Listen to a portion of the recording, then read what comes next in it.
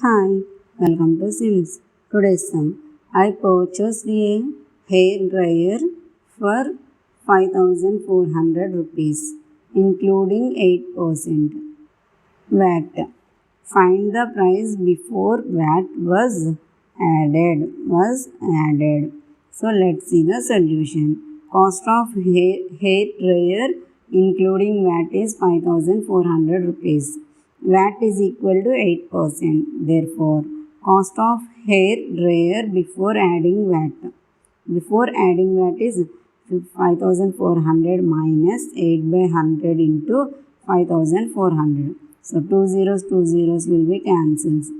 So, 5,400 minus 8 into 54 is 432 rupees. So, 4,968 rupees. This is the cost of hair dryer before adding VAT. Hence, the cost of hair dryer before adding cost is 4,968 rupees. This is the solution. Thanks for watching this video. Please subscribe.